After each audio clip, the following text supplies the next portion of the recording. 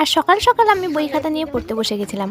আর তখনই আমার বোন এসে বলল, দিদি চল ওইখানে একটা ফুল ফুটেছে গাছে, দেখবি চল। আমি বললাম সত্যি? যে হ্যাঁ। আর এই কথা শুনে আমি না গিয়ে থাকতে পারি? সো হ্যালো এভরিওয়ান, কেমন আছো তোমরা সবাই? আমি তনুজা। এখানে আমি আর আমার বোন মিলে চলে গেলাম ফুলটি দেখতে। আর দেখতে পাচ্ছ এটা কিন্তু আমাদের বাড়ির সামনের রাস্তা, এরকম জায়গায় আমি থাকি দেখো। আর এটা হচ্ছে আমাদের বাড়ির ট্রাক্টর। আমার কাকু আর আমার ভাই মিলে এখানে তেল পোড়াচ্ছে গাড়িতে, দেখতে পাচ্ছ। আর এখন তো জানো চাষের কাজ চলছে, তাই ট্রাক্টরের নাগল চলছে।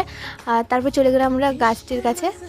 দেখতে পাচ্ছ গাছটিতে পিঙ্ক কালারের ফুল ফুটেছে, কত সুন্দর দেখো। এটা কিন্তু ফার্স্ট টাইম গাছে ফুল ফুটলো, দেখতে পাচ্ছ কত সুন্দর হয়েছে। এতদিন পর ফাইনালি গাছটিতে ফুল ফোটা দেখতে আমার মুখে দেখো হাসির শেষ নাই। আর আমি আজকে সত্যিই অনেকটাই হ্যাপি। আর দেখো এখানে আমাদের সামনের জমিতে এখানে আমার মা আর দিদা মিলে কি করছে, এখানে ওরা গিমা তুলছে।